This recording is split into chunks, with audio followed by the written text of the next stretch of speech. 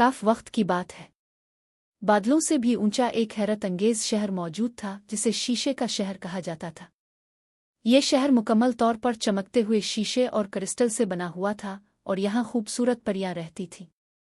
इस शहर की सबसे खास बात यह थी कि यहाँ की रोशनी परियों की आवाज़ों से पैदा होती थी। हर परी की अपनी एक जादुई आवाज़ थी और जब वो गाती थीं तो पूरा शहर जगमगा उठता था। लेकिन उन्हीं परियों में एक परी ऐसी भी थी जिसका नाम लूमी था। लूमी बाकी परियों से थोड़ी मुख्तलिफ थी। उसके पर हल्के नीले रंग के थे और सबसे बड़ी बात, वो गा नहीं सकती थी। जब भी बाकी परियां गाना गाती, लूमी खामोशी से एक तरफ खड़ी हो जाती। वो खुद को अकेला और उदास महसूस करती थी। फिर एक दिन अचानक शीशे के शहर की रोशनी मद्धम होने लगी।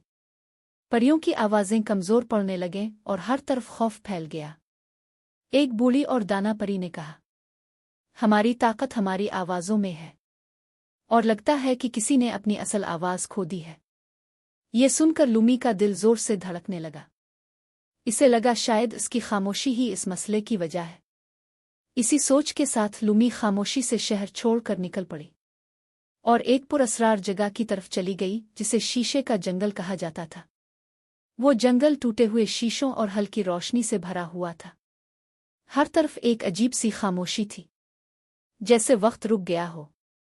लूमी ने आंखें बंद कीं और पहली बार अपनी आवाज़ निकालने के बजाय अपने दिल की बात महसूस करने की कोशिश की। अचानक इसके इर्द-गिर्द एक हल्की सी रोशनी नमूदार हुई। ये आवाज़ नहीं थी, बल्कि एहसास था।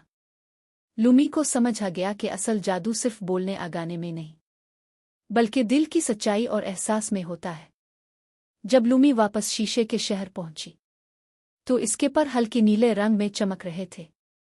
इसकी खामोशी भी अब एक जादू बन चुकी थी। जैसे ही वो शहर में दाखिल हुई, रोशनी दोबारा फैलने लगी और पूरा शहर एक बार फिर जगमगा उठा। तमाम परियों ने खुशी से लूमी का इस्तकबाल किया और ये सीख लिया कि हर किसी की ताकत मुख्तलिफ होती है। कोई आवाज़ से जादू करता है और कोई खामोशी से।